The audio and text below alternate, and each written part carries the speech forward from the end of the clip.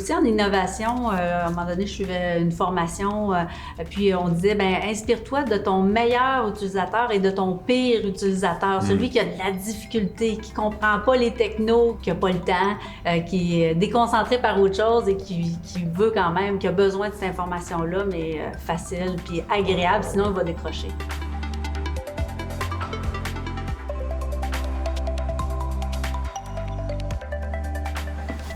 Bon, écoute, bienvenue. Christine, c'est un plaisir de te recevoir, là. C'est vraiment fin. Puis c'est ça, pour les biens là, de la caméra, ceux qui ne te connaissent pas, ton nom c'est Marie-Christine Drolet, tu as une maîtrise en orientation. Fille d'entrepreneur, tu as travaillé pendant 15 ans pour Atman avant d'acheter la business. En fait, pendant 11 ans avant d'acheter, mais ça fait 15 ans maintenant que je suis dans la business. Écoute, 11 ans, puis c'est ça, tu as fait tous les postes. Oui, je suis arrivée comme conseillère en évaluation, directrice, VP, DG. Puis après, pour mes 45 ans, je me suis acheté une entreprise avec ma lettre d'intention. À ma fête.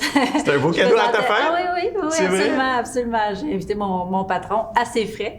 Et je lui ai présenté ma lettre d'intention. Puis 5 mois plus tard, c'était réglé. Là, on avait fait la transaction.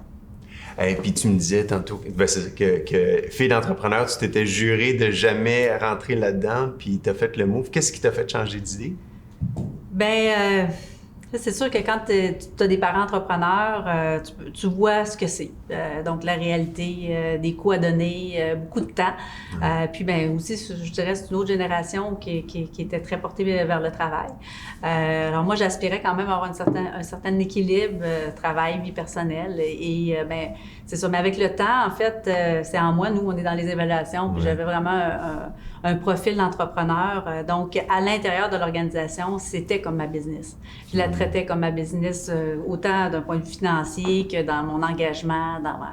Donc, il est venu un moment où c'était la voie naturelle. Là. Les astres étaient alignés, puis les gens commençaient à me dire « Ouais, si tu vas pas acheter ça! » Je les prenais pas au sérieux. Là, on était à la bourse à ce moment-là, donc c'était pas une option qui était réaliste du tout. C'était pas dans mes aspirations non plus, mais à un moment donné, il arrive une opportunité, il y avait une porte ouverte, puis je l'ai saisie. Puis t'étais drôlement bien placé pour savoir si tu avais le bon profil pour le faire. Ça. Ouais. Pour ceux qui ne savent pas ce que Atman fait, peux-tu nous donner, mettons, le elevator pitch ou à haut niveau, qu'est-ce que vous faites?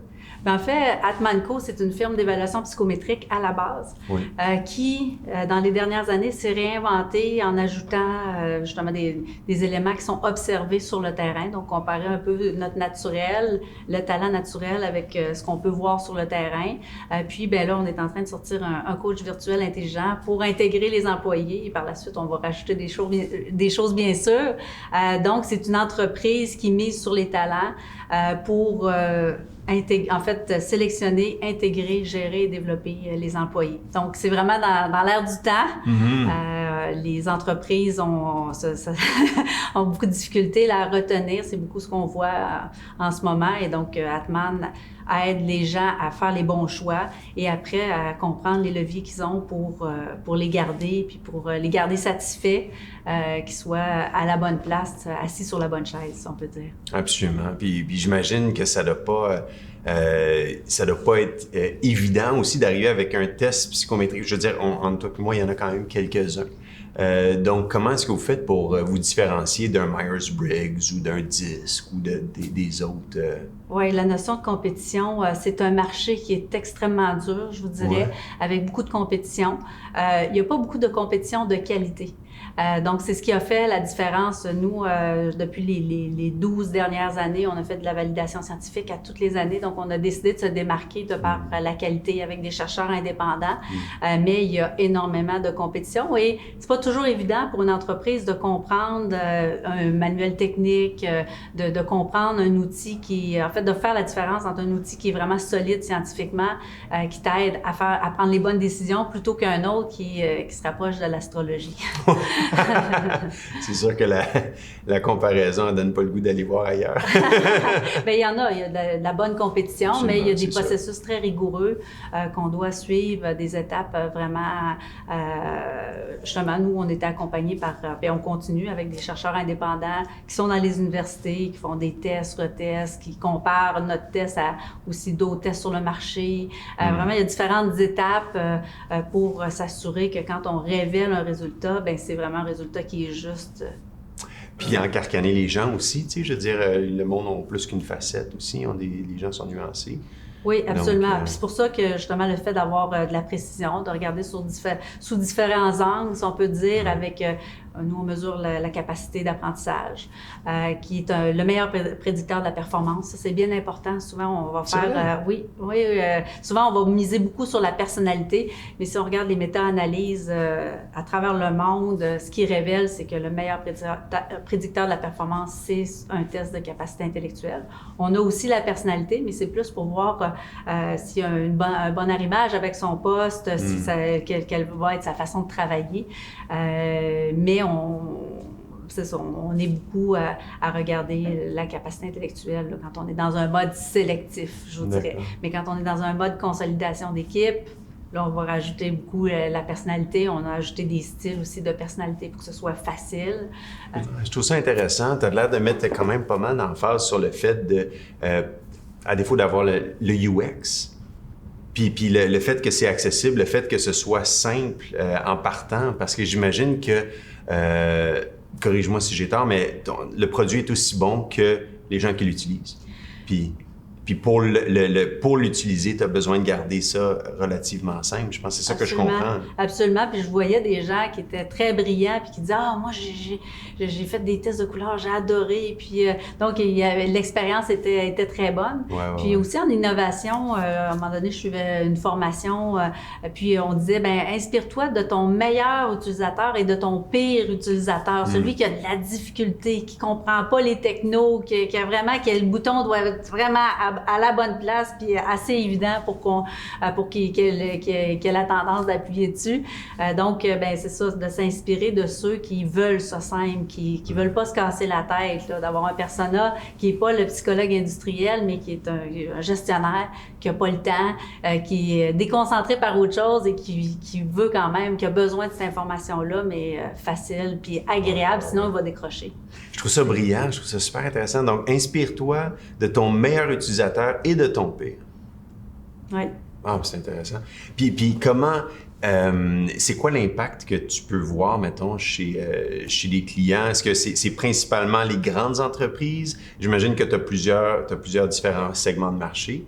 Mais est-ce que tu as aussi les plus petites entreprises, les PME, les grandes entreprises? Oui, en fait, on a vraiment des entreprises de 2 employés jusqu'à la multinationale qui utilisent nos tests en Italie, en Allemagne, au Brésil, etc. Donc, vraiment, c'est extrêmement varié. Je vous dirais que l'offre va être différente dans le sens où la PME va utiliser des outils qui sont génériques, donc ils ne vont pas nécessairement personnaliser autant qu'une grande entreprise, par exemple. Donc, ils vont avoir des enjeux différents, des besoins qui vont être différents, mais le dénominateur commun, c'est qu'ils veulent investir sur l'humain. Ils veulent vraiment, ils voient l'importance de garder leurs gens, d'avoir les bonnes personnes. Ils sont à un niveau de maturité pas extrêmement élevé, mais assez de base, là. Ils sont quand même assez en contrôle sur certaines activités RH. Puis à ce moment-là, ils veulent bonifier leur sélection, l'intégration de leurs employés, supporter les managers, les gestionnaires, puis développer leurs employés. De plus en plus, avant, c'était la grande entreprise qui faisait ça. Maintenant, c'est vraiment la PME. Ça a été nos premiers à faire utiliser notre module de développement de compétences, puis ils font ça rapidement. Donc, mais ils passent du tableau Excel à justement à des outils plus vraiment technologiques puis sophistiqués. Wow. Puis c'est quoi les prochaines étapes? Tu dis que vous êtes en Italie, aux États-Unis, tu dis? Oui, bien en fait, nous, on est dans une vingtaine de pays. Puis on est traduit en 6 langues. Wow. Au niveau de notre questionnaire, notre plateforme est en 3 langues, français, anglais, espagnol. Donc, c'est un peu ça. La technologie, ce qui est intéressant, c'est qu'on peut vraiment avoir une portée infinie. Dans la mesure où tu traduis tes outils, tu ajustes tes moyennes écart types, tu t'assures que les résultats font du sens d'un point de vue statistique, mais c'est vraiment, ça laisse... oui, ça... L'humain, c'est un humain aussi. Puis au niveau de l'innovation, qu'est-ce que tu dis que ça fait partie intégrante de la business, puis du succès aussi de la business? Qu'est-ce qui fait que Atman est particulièrement bon en innovation? Bien, à l'interne, on a beaucoup de talents et de gens qui veulent faire mieux, donc ça l'amène vers l'innovation. C'est sûr que comme dirigeante, moi, ça va dans ma personnalité. Mon style est... Je suis très créative de nature et j'ai beaucoup de volonté de toujours être meilleure. Donc, je pense que, justement, je fais une formation en leadership qui disait « The speed of the leader is the speed of the group ». Je pense que l'innovation aussi, on est une certaine locomotive. Mais dans l'innovation, ça prend quand même un lieu sécuritaire, le droit à l'erreur. Donc, puis vraiment un mindset, une attitude qui amène à toujours vouloir amener d'avoir de l'autocritique, si on peut dire, à dire là où on est bon, mais où est-ce qu'on est moins bon. Puis, à partir de ça, d'évoluer à l'intérieur de ça. Puis on a des petits projets sur les outils qu'on a actuellement, puis il y en a d'autres qu'on développe pour l'avenir, selon justement ce qu'on voit où s'en va la société.